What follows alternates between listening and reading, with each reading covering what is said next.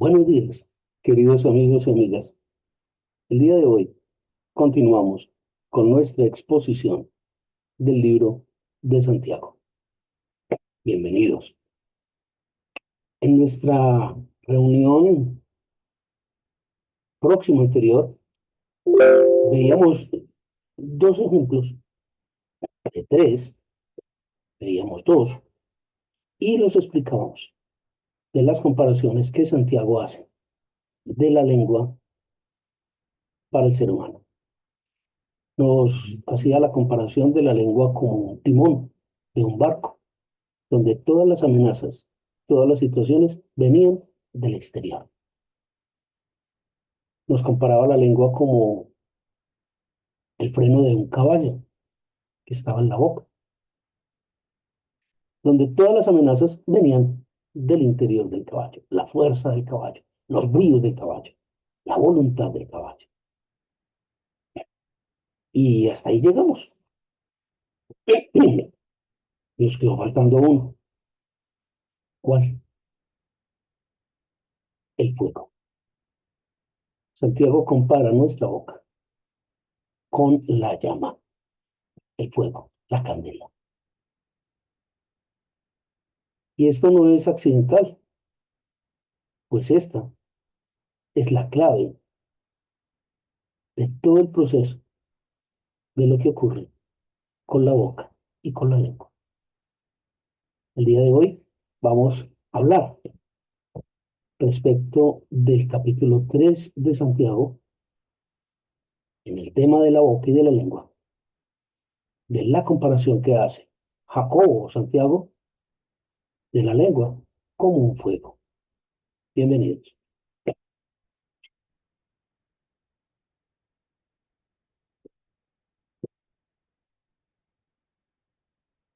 El tema de la lengua o de la boca, de la expresión verbal, no es exclusivo de Santiago. La Biblia lo ha citado en muchas ocasiones para establecer esta comparación, este símil de la lengua como fuego. Y una de ellas la encontramos en Cantar de los Cantares, ahí donde estamos reflexionando un poco los días martes. En Cantar de los Cantares, en el capítulo 2, concretamente en el versículo 15, se nos habla de esa comparación. Se nos insta a pensar en la boca como un fuego arrasador, salvaje, destructivo. Y lo hace a través de una figura literaria. Nos dice, son las pequeñas zorras las que acaban con el viñedo. No son las grandes zorras, son las pequeñas zorras las que acaban con la vid. ¿A qué va con esta comparación?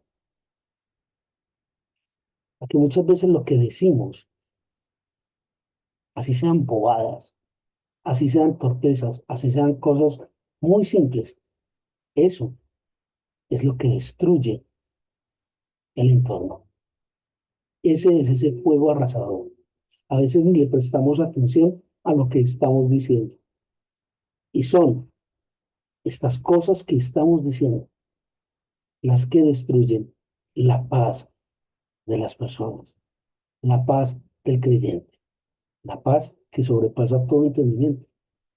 Y muchos hijos de Dios, cuanto más aquellos que no lo son, perdemos la paz por cosas que hemos dicho, cosas que de pronto pensábamos que no valían la pena, cosas que pensábamos que realmente eran una trivialidad, pero son esas pequeñas obras, como dice Cantar de los Cantares, capítulo 2, las que destruyen el viñedo. Y otra figura que nos ayuda a entender de esto, lo encontramos en el libro de los Proverbios de Salomón.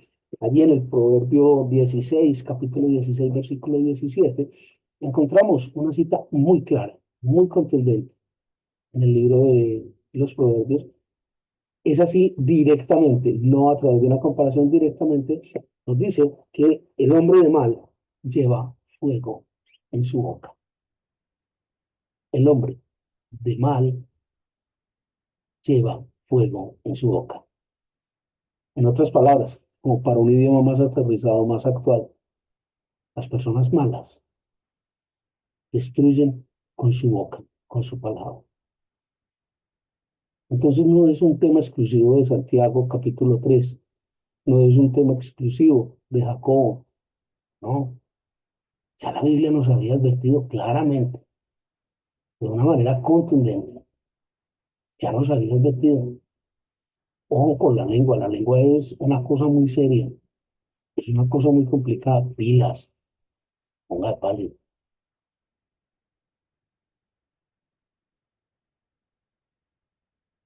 Entonces, si el resto de la Biblia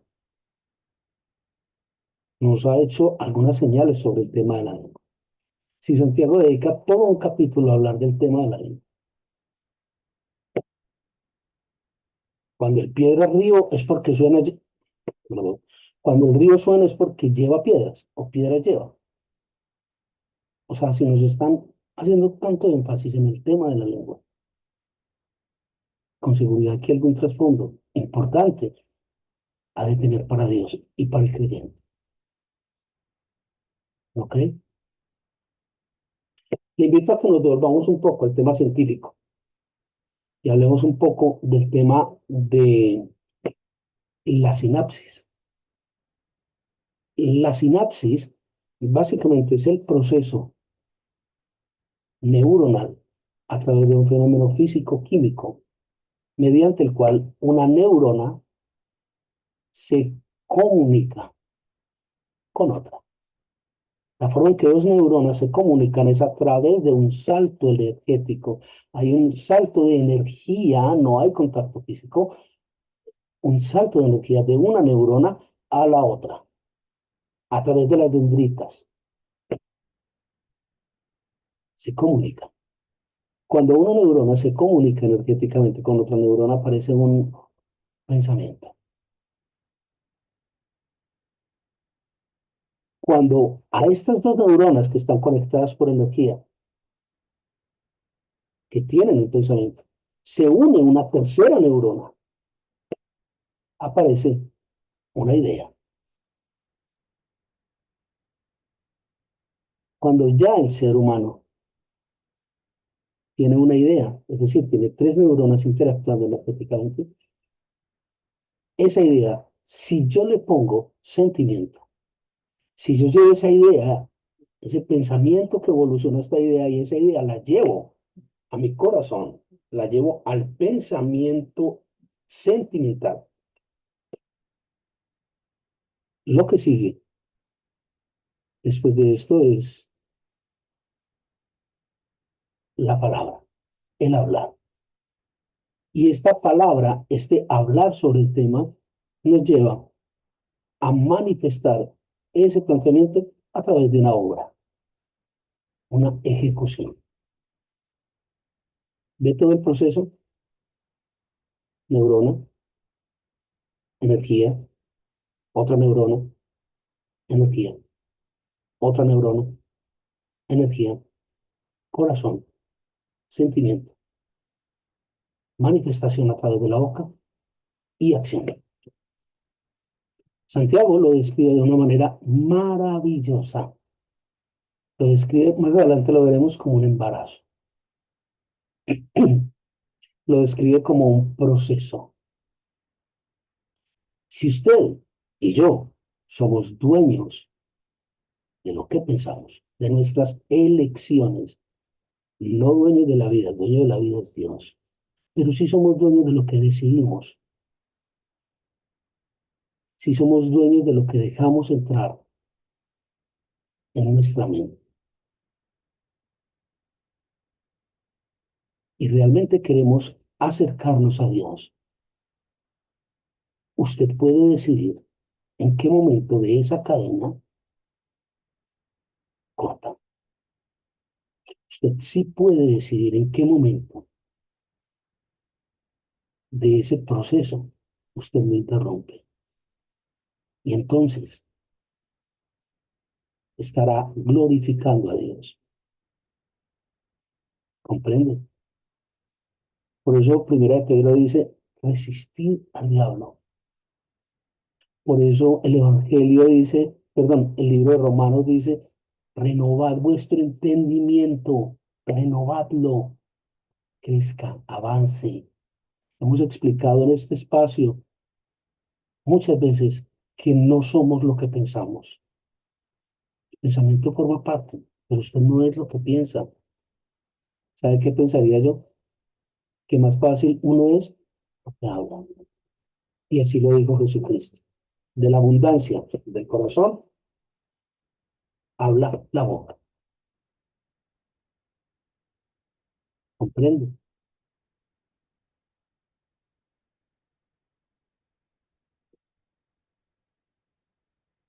Luego usted sí puede decidir en qué momento corta un pensamiento, deja de fabricar una idea, deja de ponerle sentimiento a esas ideas nocivas para que lo que salga de su boca sea riqueza y no miseria. Usted sí puede decidir eso. Y ese es el punto al que nos lleva Santiago con esta comparación de la lengua como un fuego destructor y abrasador. ¿Ya lo vio? Y aquí se juntan dos elementos teológicos, bíblicos muy importantes.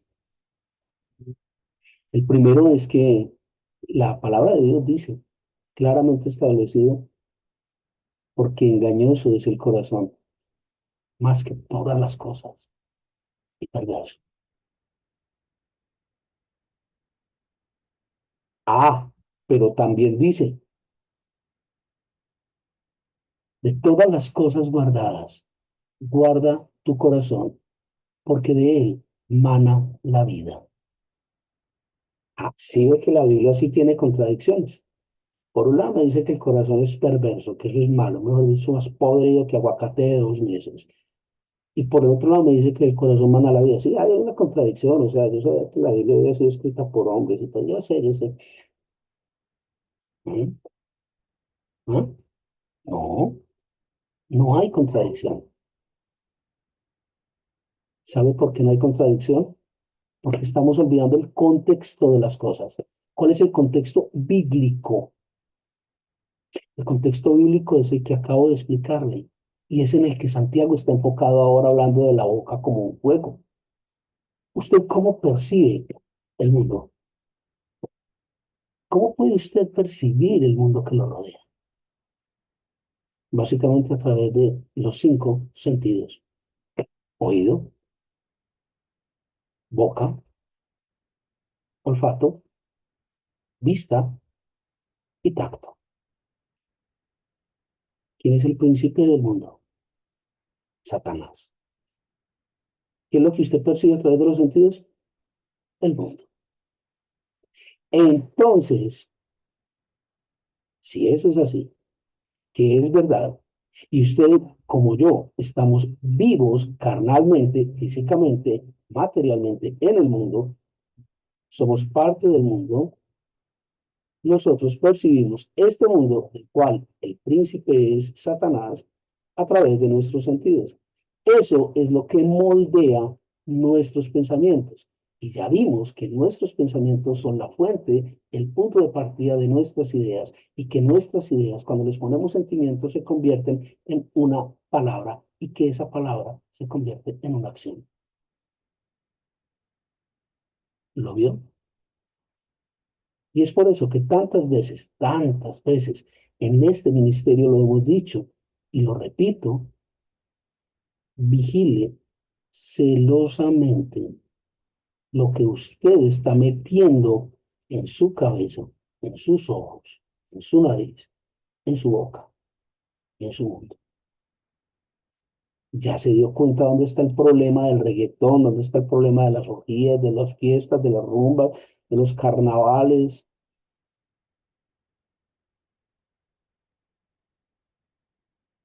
Ya se dio cuenta, ya lo vio, ya vio la trascendencia de este comentario que hace Santiago sobre la lengua como fuego. Ya vio por qué era necesario abrirle un espacito más grande. El tema es muy delicado, muy. Ahora, Si usted vigila celosamente lo que entra, maravilloso. Si no lo hace, le sugiero que empiece a hacerlo. Ah, le tengo un dato. El proceso nunca termina. Bienvenido. Santiago hace entonces cuatro aseveraciones, cuatro aseveraciones muy delicadas cuando compara la lengua con un fuego arrasador. Cuando Santiago compara el poder destructivo de la lengua con un incendio, lo hace aseverando cuatro elementos. Primero, que indiscutiblemente la lengua es un fuego. Indiscutiblemente. Ya vimos los otros sustentos bíblicos. Número dos, dice que la lengua siempre obra desde la iniquidad, es decir, la tendencia natural que tiene el ser humano a pecar. En tercer lugar, dice que la lengua es un elemento altamente contaminante y que contamina todo su ser. Delicado el tema. Y en cuarto lugar, Santiago dice que la lengua es un elemento altamente inflamable, es decir, que es asusada, es estimulada, es instada por el infierno. Claramente lo dice. Y esto es muy delicado para el creyente. Esto es muy delicado para aquel que cree o se siente o dice ser hijo de Dios. Cuanto más para aquel que realmente es hijo de Dios. Miremos con un poco más de detenimiento estas aseveraciones, dada la trascendencia que tiene. Cuando nosotros hablamos de que la lengua parte desde la iniquidad, es necesario remontarnos un poco a las palabras griegas como la palabra cosmos. Realmente en el griego, en la versión griega, se habla de la cosmos o del cosmos que encierra la lengua. Entonces hay que empezar a escudriñar un poco ese cosmos griego de dónde viene, para dónde va, o sea, de qué está hablando Santiago. Y hay tres posibles connotaciones frente a las interpretaciones del cosmos de Santiago. La primera es un cosmos que hace referencia a la cosmética, cosmos, cosmética, es decir, al maquillaje, a la reparación, a la organización estética del mundo.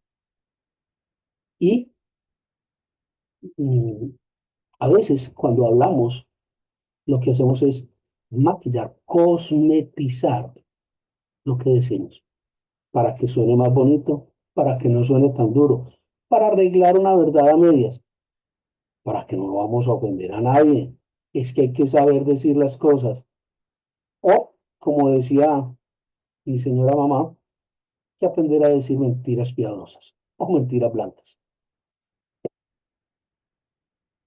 Bueno, yo no creo que esa sea la connotación de Santiago cuando está hablando de ese cosmos, de esa iniquidad del mundo. No creo que ese sea el significado, pero un dato curioso, apúntelo por ahí. La segunda connotación de este cosmos, establecido en el griego, es un cosmos de el universo, todo el cosmos, lo que es, lo que era, lo que será el cosmos, ¿sí? Ese cosmos desde la universalidad. Pensaría yo, bueno, Santiago cuando habla de este cosmos está hablando de eh, la universalidad de la maldad, o sea, la maldad es un elemento universal, ¿no? Pues podría ser del verbo poder, podría, del verbo poder, pero tampoco creo que sea la connotación sobre la que Santiago se está moviendo. No creo, no creo. Es posible, o sí, pero no creo. La verdad no creo. Pero cabe la posibilidad, hay que evaluarlo.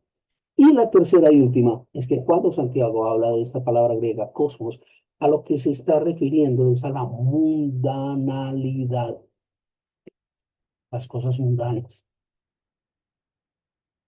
Y hay allí una referencia cruzada con el mismo Santiago, con el mismo Jacobo, que nos permiten pensar que esta puede ser la interpretación más certera de lo que Santiago está diciendo.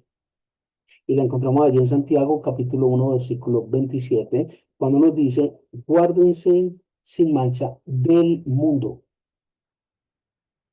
guárdense sin mancha del cosmos, de la mundanalidad. Entonces empieza como a acomodarse un poco más ese cosmos al mensaje de Santiago. Y de igual manera, tiene una cita allí, lo veremos en el capítulo cuarto. Santiago habla en el capítulo 4 versículo 4 de que la amistad con el mundo se hace enemistad con Dios. Es decir, si usted se pone a ser muy amigo del mundo, de la mundanalidad, del cosmos del mundo, usted se constituye en enemigo de Dios. Qué grave. Eso sí que me preocupa. ¿Por qué? Miren, excelente. Mire su alrededor, mire el mundo. Donde ponga la mano en estos momentos del planeta, hay un problema, hay un conflicto. Donde lo haga. Aún esas grandes potencias que parecían intocables desde la cultura, desde el orden, desde la moral, desde la ética, desde el deber ser de las cosas, aún allí están en tremendo caos. Hemos dejado más, como decía David Wilkerson, entrar más el mundo a la iglesia que la iglesia al mundo. Entonces, es mi leal saber y entender, considerar que cuando Santiago habla de la iniquidad, está hablando del cosmos como la mundanalidad que afecta al cristiano. En segundo lugar, habla de que la lengua es contaminante, que la lengua es un problema que degrada la condición del ser. Y veíamos allí que degrada o destruye o daña o contamina todo el ser, todo el ser. Aquí cabe un ejemplo que se me viene aquí a la mente, un ejemplo que he utilizado en otras ocasiones, y es, ¿el agua es buena para el ser humano? Pregunto. Oh, sí, somos 82% agua. Básicamente no estamos gordos, estamos inundados. Somos agua, por supuesto. El agua es vida. La vida surgió allí. El agua es buena. Sin embargo, si cogemos una gotera, una gotera de cianuro en el agua, ya dejó de ser buena. Toda el agua no se puede tomar. A pesar de que el agua es vida, cuando agrego una gotera de cianuro, toda el agua es veneno. ¿Qué tiene que ver ese ejemplo con la contaminación? A través de la boca de la que habla Jacob, es igual. Santiago dice, es a través de la boca que contaminas todo el cuerpo. Jesucristo lo dijo claramente. Allí está en el Evangelio de Mateo, en el Evangelio de Juan. No es lo que entra en el hombre, lo que lo daña y destruye y contamina, es lo que sale de su boca, lo que lo condena. No es lo que entra en la boca, es lo que sale de la boca, porque lo que sale de la boca proviene del corazón. Léalo. ¿De acuerdo a lo que acabamos de hablar del proceso de sinapsis? Pues bueno, ahí está explicado. Así o más claro, ¿ah? ¿Mm? Claro, de la abundancia del corazón. Habla la boca. ¿Lo bien? Ahora sí lo cogí. Sí. Entonces, aquí hay que empezar a analizar cuál es el mensaje de Santiago. O sea, cuando Santiago dice, "Hombre, es que lo que sale de la boca contamina todo el cuerpo, hasta diarrea que le dará a uno". Sí, pero claro. Entonces, ¿qué es todo el cuerpo? Básicamente la Biblia lo dice en una parte, el ser humano es mente, cuerpo y espíritu. O lo que es igual, alma, cuerpo y espíritu. Ah, el espíritu y el alma no. Listo. Es mi ideal saber entender. Ya cuando deseen hablamos un poco del tema, aunque sobre eso hablamos ampliamente en nuestro seminario de demonología unos años atrás. Entonces, mente, cuerpo y espíritu.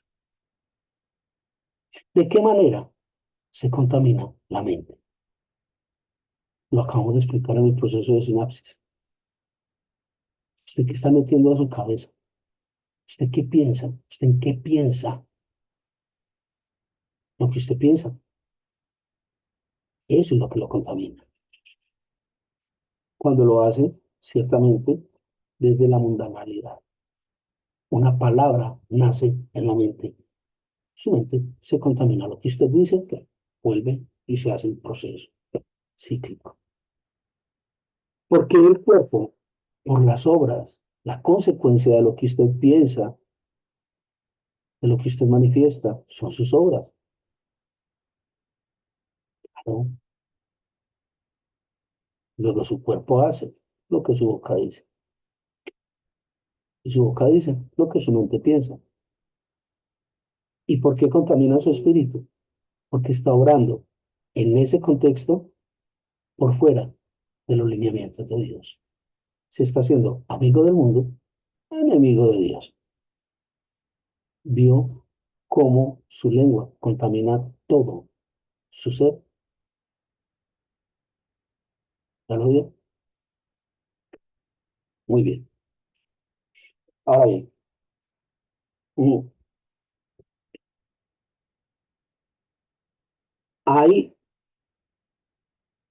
una contradicción aparente entre lo que dice Santiago.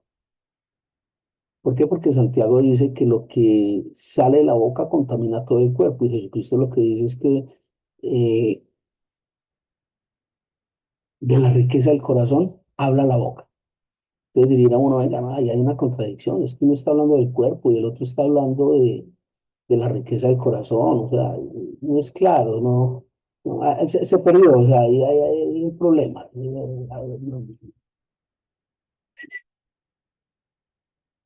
No,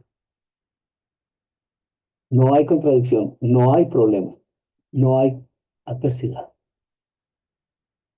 porque si miramos ambos contextos, lo que están diciendo es ratificando, el uno ratifica al otro, el uno le pone la rúbrica al otro. ¿Cómo? Claro, el uno es consecuencia del otro.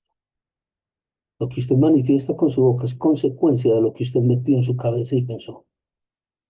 Es una cadena. Lo explicamos hace un momento con el proceso de sinapsis, ¿recuerda? Entonces, venga, un momentico. Y esto es muy delicado. Este planteamiento es muy delicado. ¿Por qué? Porque no contentos con nuestra boca, contaminar a los demás, destruir a los demás con un incendio incontrolado.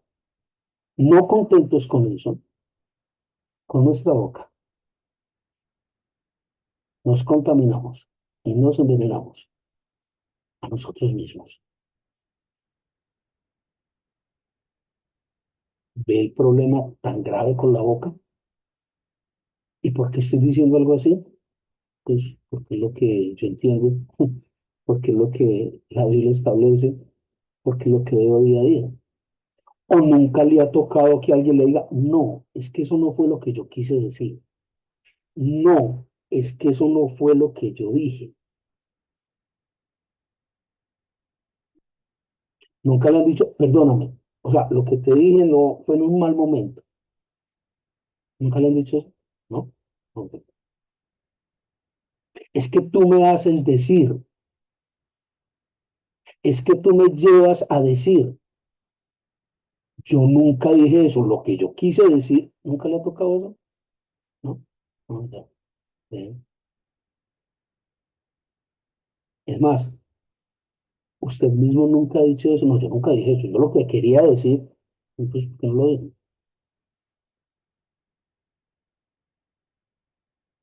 Yo siempre he sostenido, y esto es un título muy personal, muy, muy personal, siempre he sostenido que nosotros, como cultura, no sabemos hablar, no decimos lo que hay que decir, no sabemos escuchar, no, normalmente escuchamos para rebatir, no para aprender. Y hay que aprender a escuchar y hay que aprender a hablar. Y no sabemos leer. Entonces, con un ser humano que tenga estas tres características es complicado convivir. Es muy complicado convivir. ¿Me hago entender? Es difícil. De verdad que es muy difícil. Se hace muy complicado movernos en este orden de ideas.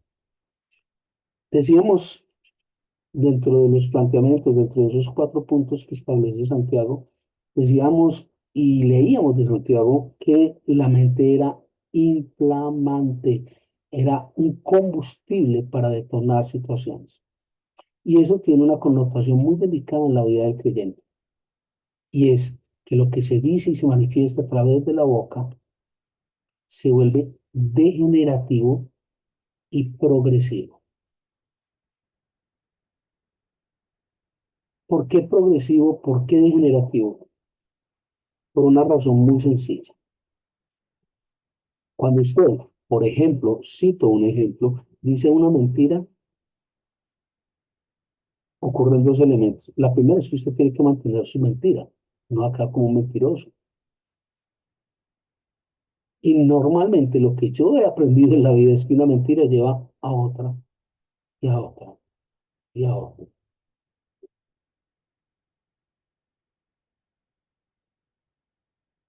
Es progresiva.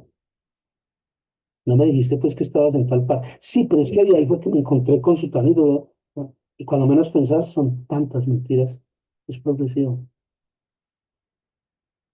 y es degenerativo. Cada vez la mentira es más complicada de mantener, de sostener, con un agravante que viene detrás de un insulto. Normalmente detrás de un insulto viene una amenaza y detrás de la amenaza viene el golpe, la confrontación. ¿Es degenerativo o no? ¿Dónde corta? Pues ya no insultar y ya cortó. ¿Qué pasa cuando el otro sube la voz? Normalmente usted la tiene que subir para poderse hacer entender. No es que el otro no está escuchando, es para que va a subir la voz. Ve el problema de por qué la lengua es inflamable. Ya ve por qué la lengua es tan delicada, tan peligrosa. ¿Ya ve? Es altamente inflamable. Ojo, pilas con eso. Ponga de pálido, ponga de las botas llave. El problema es delicado y muy. Pero nos acostumbramos a no prestarle atención a esos temas tan delicados. Y por último, dice que la lengua es inflamada, es asusada por el infierno. Una aseveración bastante fuerte, una aseveración bastante incómoda desde el punto de vista espiritual. ¿Por qué? Porque nos lleva a cuestionar una cantidad de temas y de asuntos que dice uno, ups, ah, caramba, y entonces es el diablo, es el mismo infierno el que asusa su lengua. El punto es, si usted se engancha en ese estímulo del diablo o no lo hace, esa decisión sí es suya. Nadie puede decir que va por la vida tranquilo y de pronto cayó en tentación. No, nadie cae en tentación. Usted decide caer en tentación. Usted decide pecar. El pecado es una decisión, no es un accidente, no es un extralimitado del infierno. No, usted decide pecar, usted decide caer. Y por eso Jesucristo es tan enfático cuando dice, aquel que se crea firme, fíjese de no caer. Jesucristo no dijo aquel que está firme, el que está firme no cae. El que crea que está firme, ponga de palio, que no vaya a resbalar de pronto. ¿Me hago entender? Entonces usted no puede decir, el diablo me obligó, el diablo me llevó. Usted simplemente decide hacer las cosas. El diablo es el que le pone la cáscara. Usted así se cae, no. El diablo es el que le ofrece la situación. ¿A través de qué? De los sentidos, ya se lo expliqué. Usted que tiene que decir qué hace con ellos. El diablo es el que trae el insulto, la situación, la condición. Usted así se engancha en ella o no. Esa decisión es suya. Pero como uno no se cree menos que nadie, entonces ¿por qué va a dejar que él gane? Ya entendió qué pasa si le golpean una mejilla porque hay que ofrecer la otra. Ya entendió por qué cuando le invitan a caminar una milla usted camina dos. Ya entendió por qué cuando a usted le piden las chanclas y el manto, usted encima también la capa. Ya entendió. Ya vio y comprendió por qué la lengua es inflamada por el infierno. Simple. Bueno, simple no quiere decir fácil, pero quiere decir simple. Simple. El fenómeno es simple. Considere todo esto y se da cuenta qué es lo que está pasando realmente. Por qué su vida es lo que es y por qué bajada es lo que es. Piénselo. En este libro de Santiago y en muchas partes del Evangelio, de los cuatro Evangelios, Mateo, Marcos, Lucas, Juan, incluso en algunos libros del Antiguo Testamento como Jeremías y Isaías, se habla de un lugar que se llama la Gehenna. Y mucha gente lo ha asimilado, lo ha comparado Gehenna con el infierno. Incluso hay algunos biblistas que dicen, sí, no, Gehenna, infierno, fuego eterno. Pero realmente el origen de esa Gehenna como tal es un poco más histórico. El tema de Gehenna tiene que ver más con el valle de los hijos de Gión o de Ginón. El valle de los hijos de Gión o Ginón era el lugar donde en Jerusalén se llevaban todas las basuras, todos los desechos de la ciudad para ser incinerados, para ser quemados. ¿Sí? Ese valle de Ginón era conocido como la Jena. La Jena era donde siempre había fuego, siempre, siempre había candela. ¿Por qué? Pues porque el pueblo siempre producía basura, Jerusalén siempre producía residuos. Entonces, ese lugar donde las llamas ardían permanentemente era conocido como la Gehenna. Y eso, pues, hace referencia precisamente a esa concordancia cruzada de que el fuego eterno tiene que ver con la Gehenna. O sea, no está muy perdido, no está extraviado, pero un dato curioso allí para que comprendamos un poco más de esa cultura jerusalemita. Eh, recuerde, todo este proceso que hemos disertado y que el Señor nos ha permitido conocer el día de hoy sobre el pecado. Recuerde todo este proceso de cómo el mundo entra a través de sus sentidos, de cómo lo que usted coloca y deja ver a través de sus sentidos llega a su mente, de cómo su mente procesa esta información y si usted la lleva al corazón, la manifiesta a través de su boca y la convierte en obra, usted puede de alguna manera salvaguardarse en las cosas del Señor o en las del mundo. Usted decide. Y por último, recuerde que el planteamiento que hace Santiago de que la boca es un fuego que arrasa bosques enteros, tiene que ver con este tema. Completamente tiene que ver con él. Usted decide. Piénselo. Y con la ayuda del Señor, nos vemos en nuestra próxima reunión para mirar el capítulo 7 del texto del Cantar de los Cantares. Que el Señor les guarde y que guarde nuestra lengua.